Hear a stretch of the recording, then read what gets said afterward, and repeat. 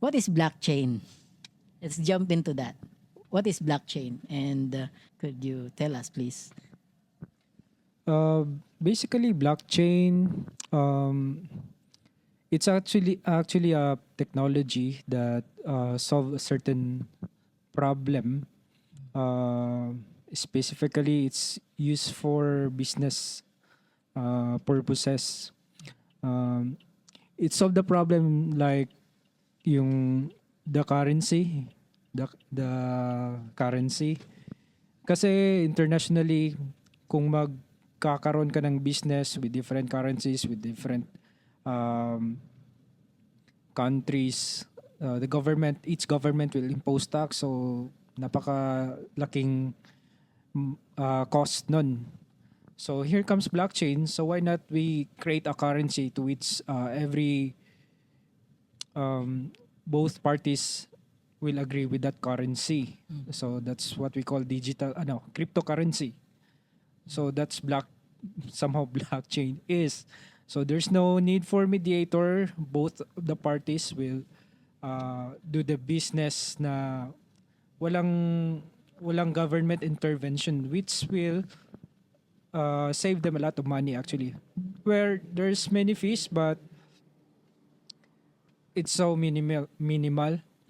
And the thing about blockchain, it's secured. It's very secured. And napapabilis nito yung mga transaction. Basically, right now, most of the products are in the digital format, or shall we call it digital asset. But most importantly, it serves as the new currency. Okay, the new arising currency. The amazing thing about it is that digital currency can be converted into actual cash, whichever country you have, which means it has a value. It's not something that just some made up na useless, yeah, or or something illegitimate, but it's actually legit. It's actually legit. It's very helpful. Some terms na na-encounter natin dyan when it comes to blockchain, yung ilan lamang yung tinatawag na decentralization, di ba? And I want you to touch on that, yung decentralization, cryptographic security, yung saka yung tinatawag na consensus mechanisms niya. Okay, disclaimer lang, no, I'm not really expert into this, so I will just most of my answers are based on my experience, opinions. Blockchain is, they call it decentralized. Well, basically, blockchain is a technology uh, to which it will only work within the context or the presence of the internet. Without internet, you cannot work with blockchain actually. Internet, as we know, it's actually interconnected computers. You can send, you can receive data, but in blockchain, it works the same. It's within the internet. But the thing about blockchain is that they utilize the computers, servers, na there's no need for a central mainframe or a central network or a central computer that will control the technology itself, that will control everyone, or once this central control unit will goes down, then the business will not function. So that's typically what the internet is. But here comes the blockchain, decentralized. Kahit mawala yung mainframe or anumang server, kasi decentralized siya, everyone is actually a contributor of the information. Tapos lahat yan may backup.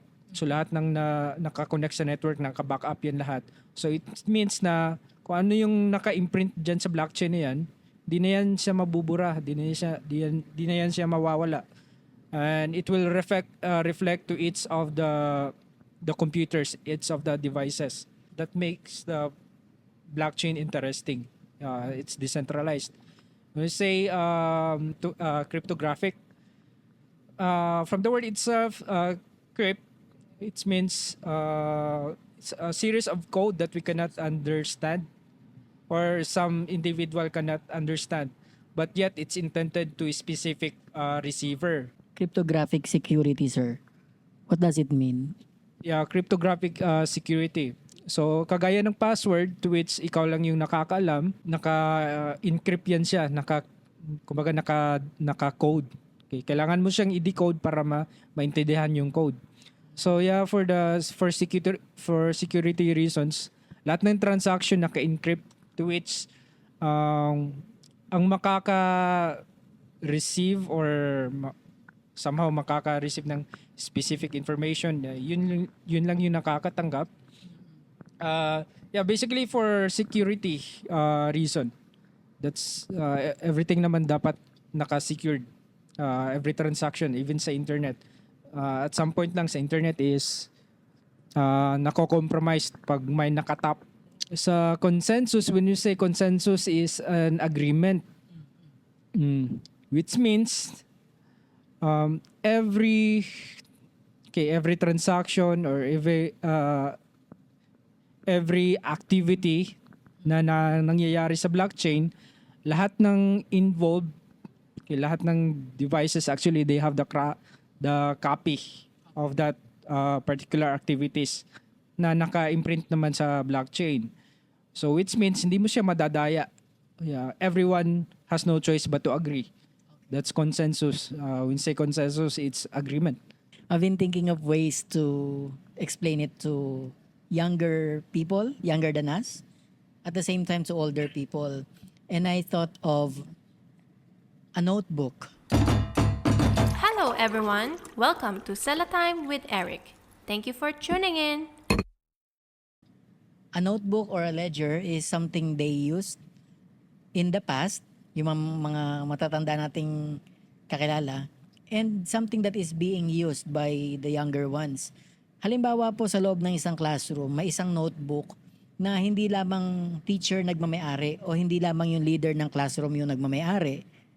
And I'd like to get your thoughts if this analogy, should we call it analogy, if this one is correct, no? So halimbawa, yung notebook na yon sa loob ng isang classroom, lahat kayo nagmamayari nun. And whatever you put in there sa isang page, yun yung pag-aagrihan yun lahat. Yun yung consensus mechanism niya.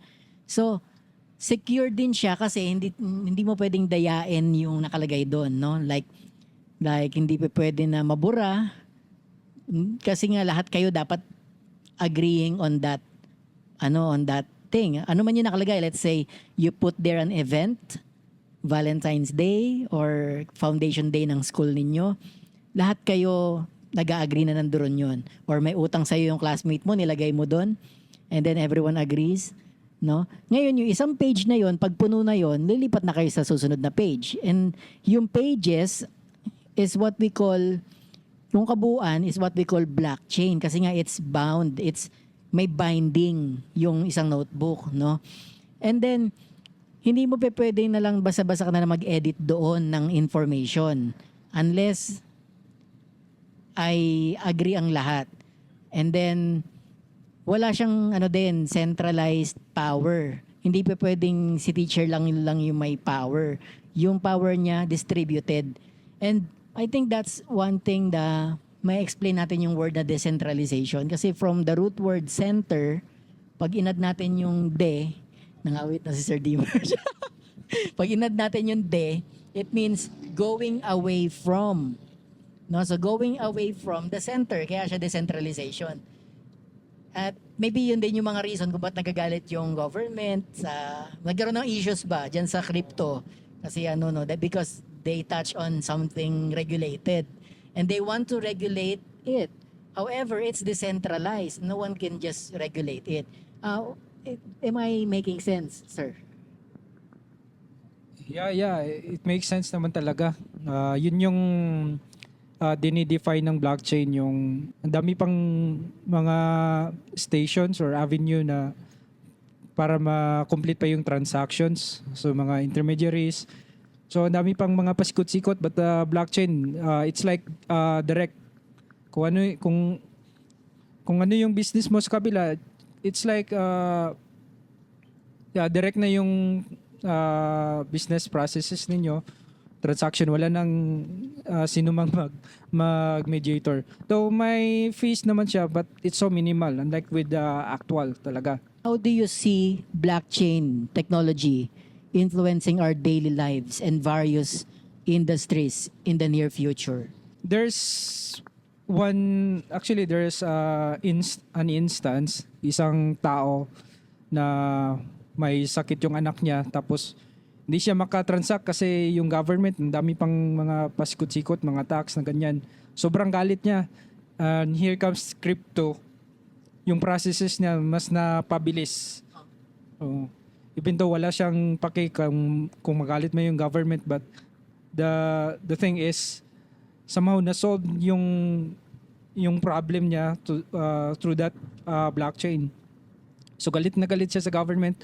Ganito, pinapahirapan daw siya. But here comes blockchain ng napabilis yung process.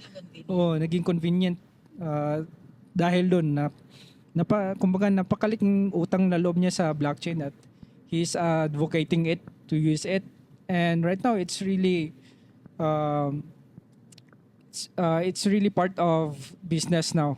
Even though we are not directly somehow nag-invest sa blockchain or bumili ng cryptocurrency, but actually the wider or global scale na economy, they are actually right now taking advantage with with the blockchain services, blockchain technology. A lot of investors, a lot of businessmen are doing the blockchain, and these businessmen and investors are actually owners of big companies that the products that all of the people are consuming. So yeah, somehow it really affects, and it has a effect, especially with the global scale ng economy ng mga businesses. Your field is actually IT, no?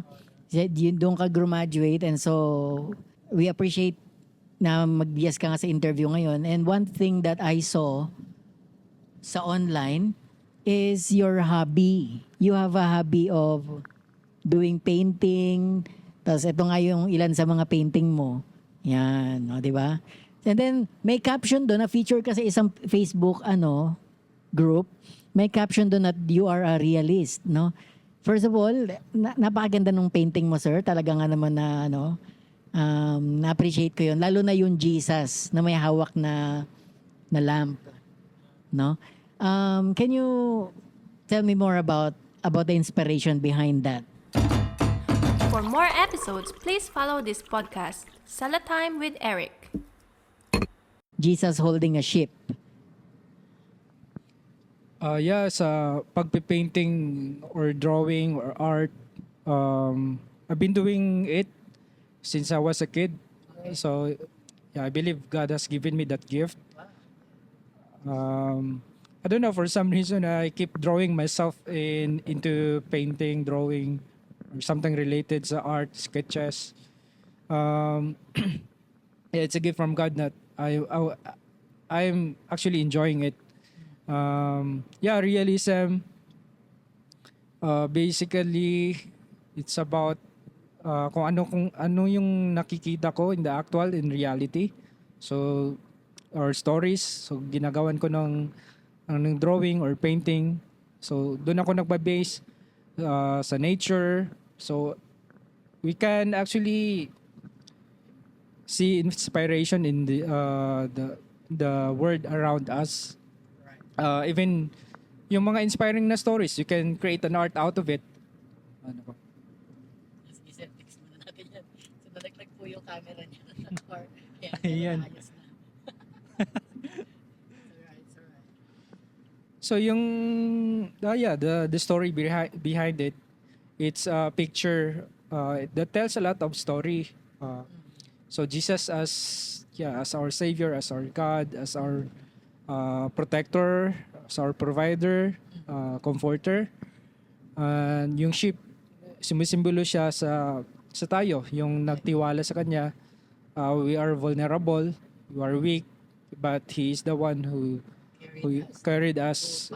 Yeah, He found us despite of our shortcomings. We don't even deserve His love, His kindness, His mercy. But despite that, because of His abundant love, He is able to embrace us, and as a sheep, we cannot help ourselves but to be grateful, to give thanks to Him, to depend on Him, to trust in Him, day by day, knowing Him.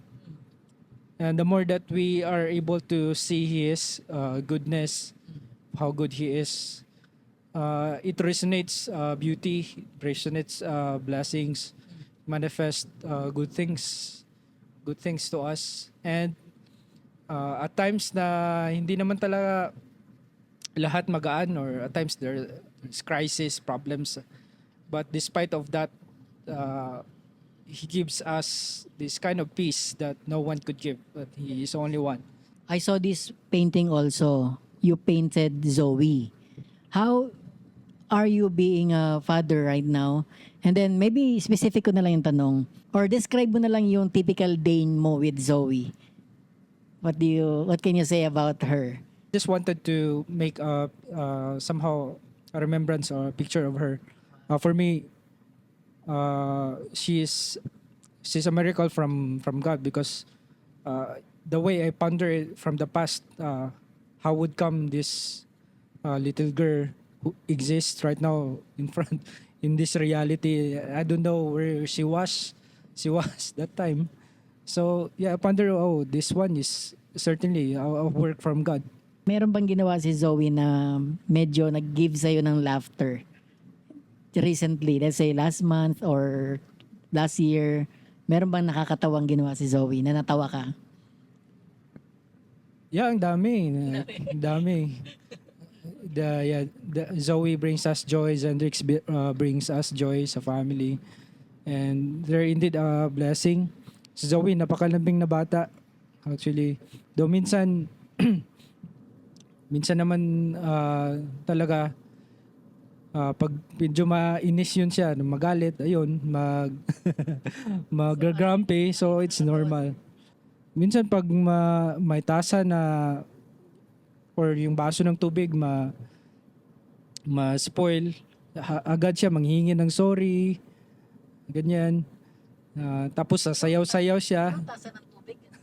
Yung baso ng tubig, no, ma-throw away niya accidentally. Doon, hihingi siya ng sorry. Tapos maglalambing siya sa'yo. Magpapahag or gusto niya i-embrace siya, ganun. Yun, yung mga toys, siya na yung mag-help sa amin pag medyo makalat na. Kasi papagalitan namin. So masisense niya pag hindi na kami masaya. So nagre-react naman siya. You being a realist, I mean, practicing realism on your painting, no? The way an artist sees the painting, I mean the reality, they paint, 'di ba? So malayo ka doon sa pagiging abstract painter or yun sa mga surrealism, 'di ba? Iba pa yun no? Okay. Kasi sila they don't paint reality. Nakakita nga ako ng painting, may dolphin, tapos lumilipad yung dolphin, no? And out of imagination of people, because we know dolphins don't fly. Want to be in the loop? You can reply to the question on this episode. Anyway, back to the blockchain. Yes. One more question I have here is that may mga ethical concern ba yan yung blockchain? May mga ethical challenges ba yan na, let's say, associated with the widespread adoption of the world? No? Meron bang mga ethical concern? Actually, lahat naman may ethical concern. Blockchain is a technology that you could use for good or for worst or for bad intentions. The same with technology. Kung gagamitin natin sa mabuti, then good yung result. Pag gagamitin naman sa masama, it has consequence. It's actually the same principle. Sa blockchain naman, specifically, sad to say, ginagamit siyang transaction for illegal transactions kasi you become anonymous when you use the blockchain kung hindi mo naman reveal yung identity mo in the blockchain. Say, gawa ka lang ng wallet, all of a sudden, instant, for free yan, anytime. Tapos, hindi nila matrace kung sino may-ari ng wallet. Ginagamit nila yan for dealing with illegal weapons or illegal drugs or even human trafficking. So yung kalakaran nila, ang bayad nila is cryptocurrency. You mentioned like those ethical concerns at ginagamit pala nila yan pwede palang gamitin sa mabuti, pwede rin sa masama, no? You know, I just remember this part of our history na kung saan wala pang nuclear bombs ang mga countries with power. And now, lahat meron na eh. I mean, lahat ng mga countries na malalaki. Yes, lahat ng mayayamang bansa, may mga nuclear powers na sila. And I think it came from the fact that the bombing of Hiroshima and Nagasaki during the World War II actually worked. Gumana siya. Ibig sabihin, that sent a huge exclamation point coming from the United States at napag-give up nila yung bansa, yung Japan. They wanted to build an empire, bigger empire, no? Kasi gumana. And what I remember sa biblical narrative, Samson actually used a jawbone. He found a jawbone. Ginamit niya yung jawbone to slay or to kill 1,000 men. So gumana. If you will imagine that country or their nation, Israel, that time, remanufacturing it. Kasi gano'n naman ang tao eh. Kapag may something na gumana or it worked, we try to build prototypes, we improve it, and then we manufacture it, and then people trade it, 'di ba? 'Yun ang ginagawa ng mundo. But there's something that's really notable sa narrative ni Samson that time kasi sabi ng Bible, after he used it, he threw it away. So tinapon niya. So may particular use yung isang bagay for, set for a particular period of time. Pero pagkatapos nun, hindi na siya dapat gamitin.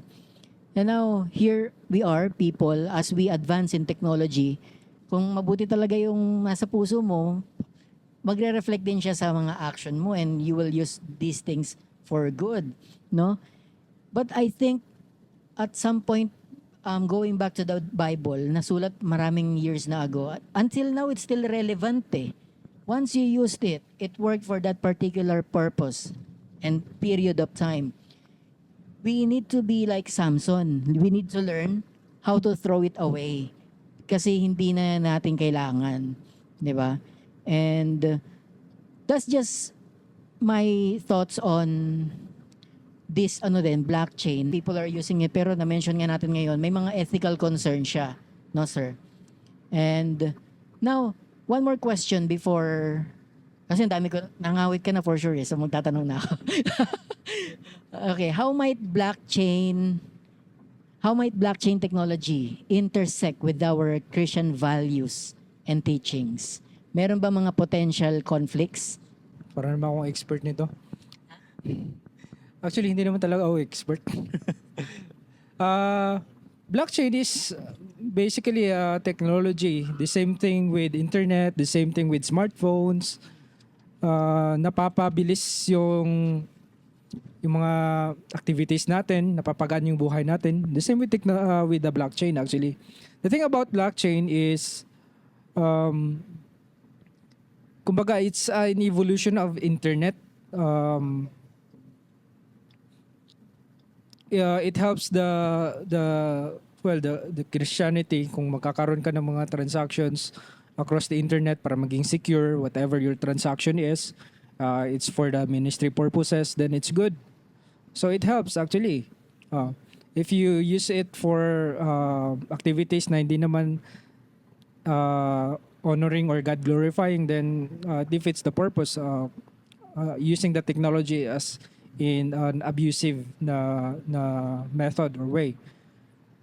So yeah, it somehow affects, and yeah, blockchain will evolve in the future. Certainly, a lot of people will adopt it. Um, it it secures the activities. That's the thing about blockchain, and the more the more na kasi we people need security, we need privacy. It's part of our necessity, lalong-lalo na if we are in the presence of the internet, the wider network. So we need this security features.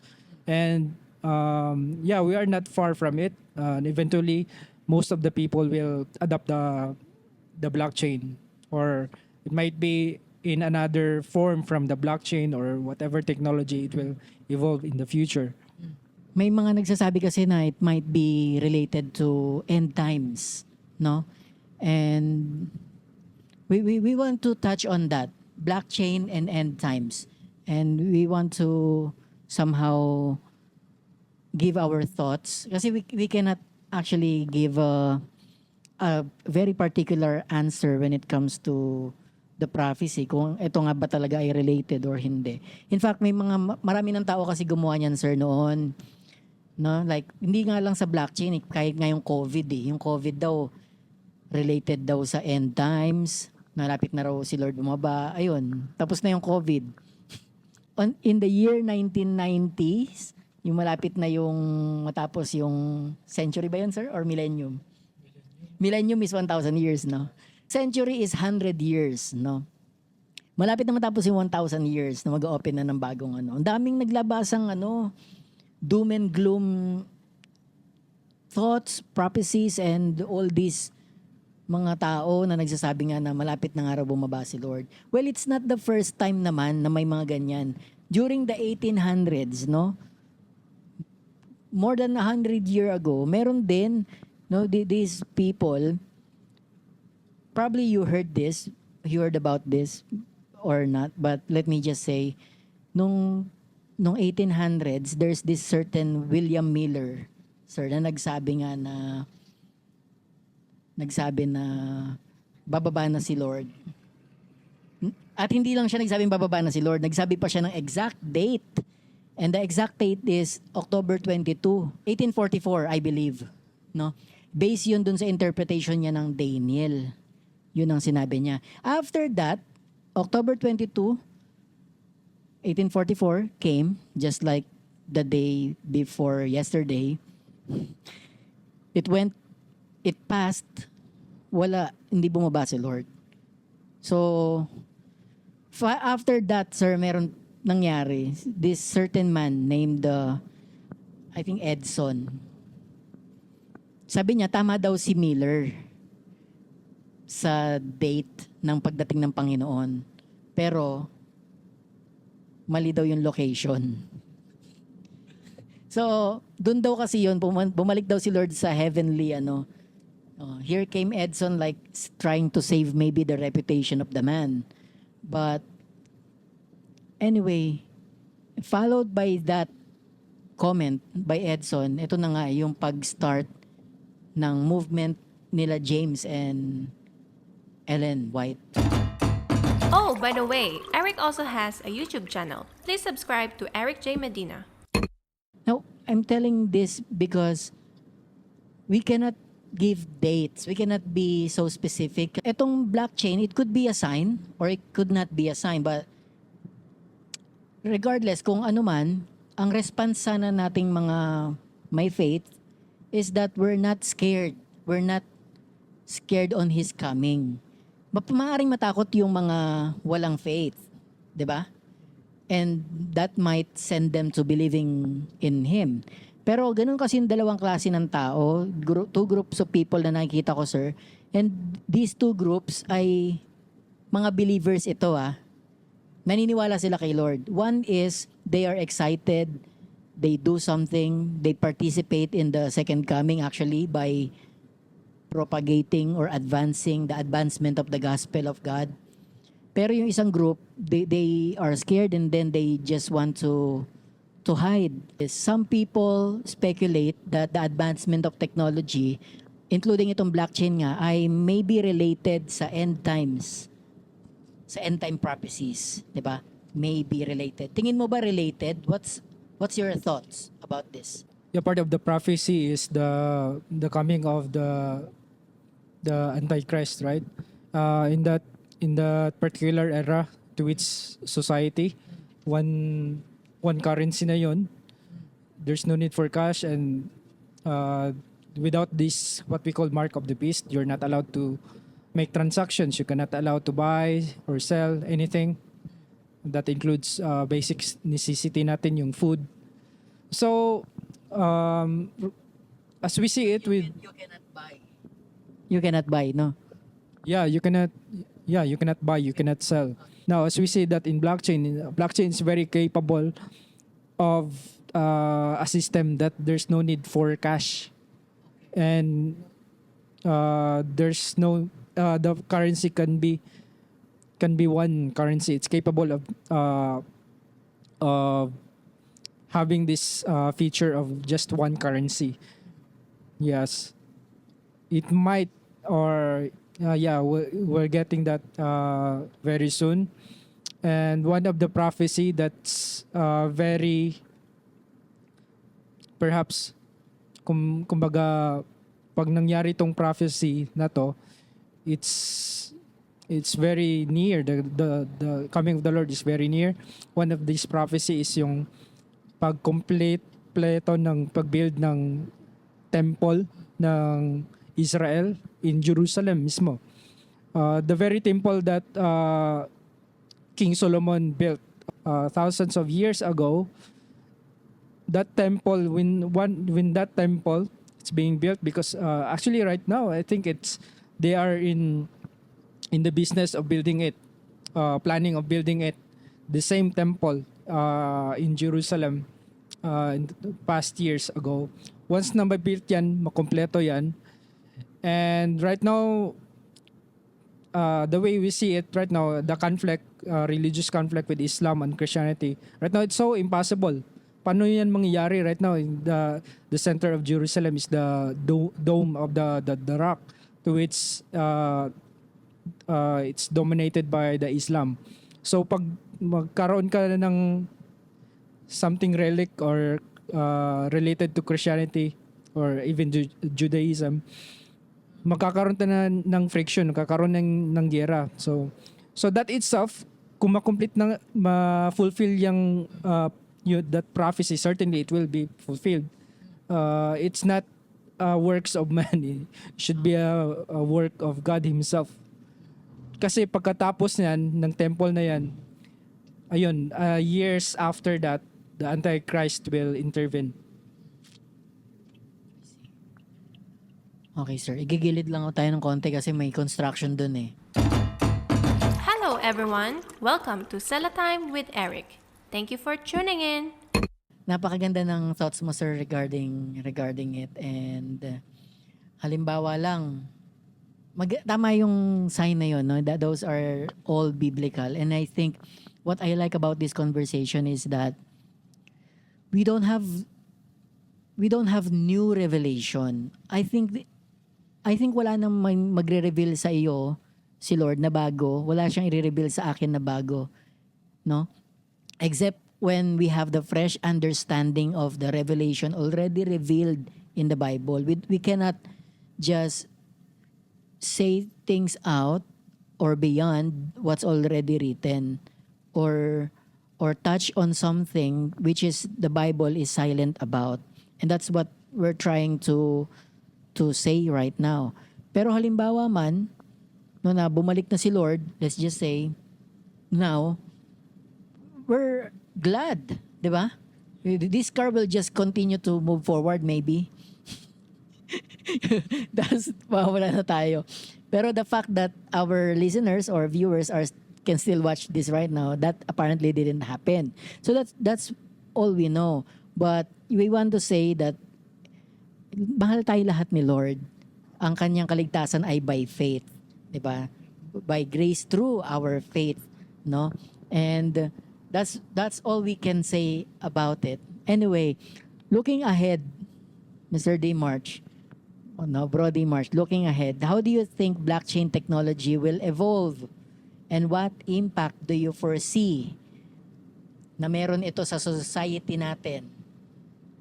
Or perhaps sa Christian communities, meron bang nakikita ka na ganyan? Kasi we believe itong blockchain, ano pa rin to, no, nasa early stage pa rin, tama po ba? Yeah, somehow the blockchain is in its primitive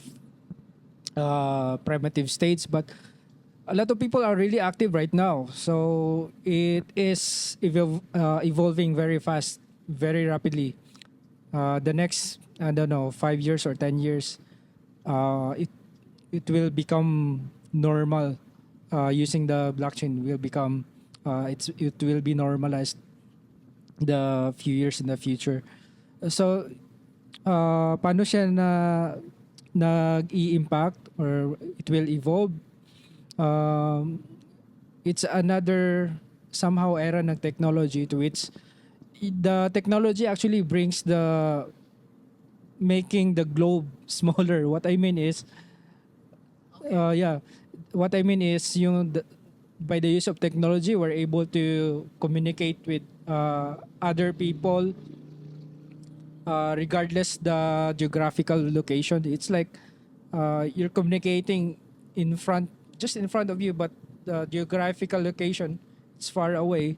So yeah, it's bringing people really close together the way we use technology.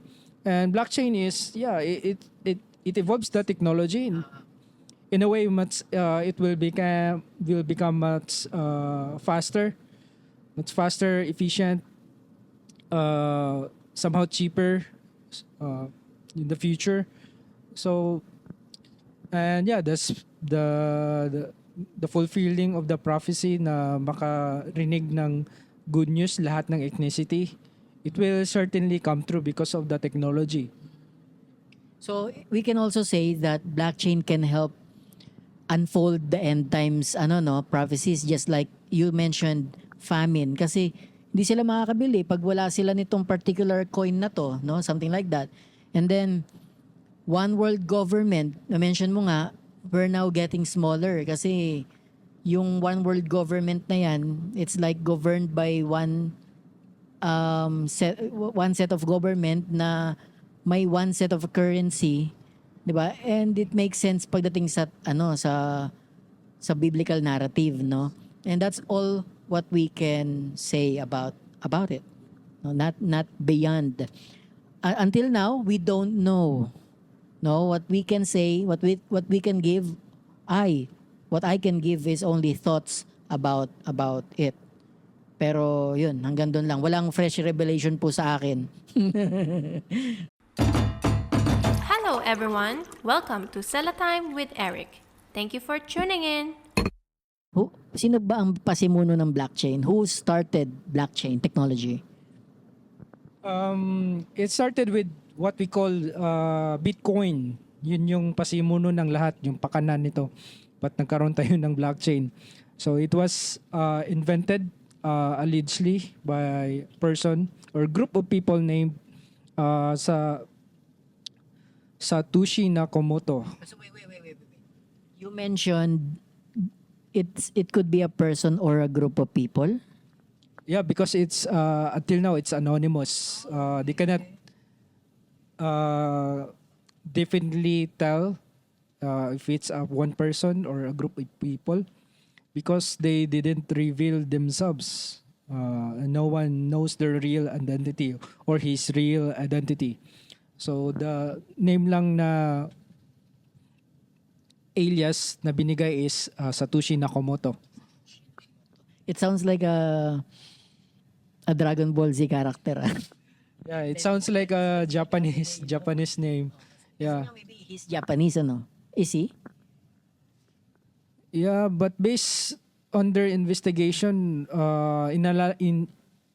iniscan nila yung code or analyze. It's somehow yung activity ng coin ng Bitcoin is started from the West, or somehow ginawa na lang niyang alias yung from Asian or from Japan to some para misdirect yung mga investigators or whatever, para talaga matago niya yung identity. He owns a large percentage ng supply ng Bitcoin. Actually, si Satoshi Nakamoto.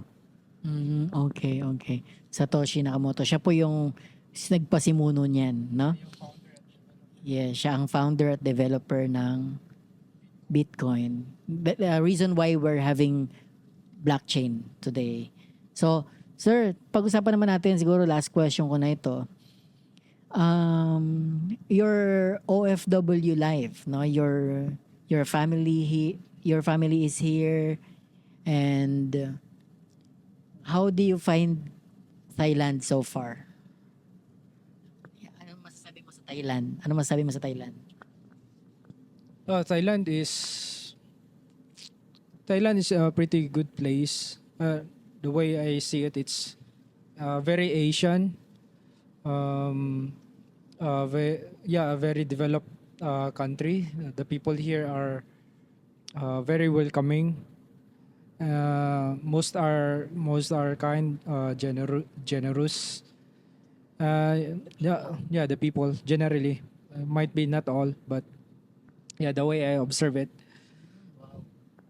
I like the food. The food here in Thailand. I learned to like the spicy food. I found it delicious. So nasanay na yung nung tiyan yung taste ko sa mga Thai food. And somehow I learned to cook what we call this yung maanghang na sabaw nila. Yung tom yum. So nag-search ako sa YouTube kung paano yun lutuin. Naging tom yum din naman yung lasa kahit paano. Okay. Tom yum din. Na-meet mo yung naman yung standard nila. Yeah, somehow kung according sa wife ko, tom yum yung lasa. So I trust her judgment. Okay. Good. Kung tatanungin kita, sir, mga ilang years pa kaya kayo sa Thailand magstay? Meron ka bang idea? I'm not sure. Maybe 5 or hopefully 10. Right now we're planning about the future of Zendrix. Kung sa Philippines siya mag-aaral, then we might go back to the Philippines. If ever na dito siya mag-aral, then we might stay here longer. Actually, we like this place. We love this place. I'm not actually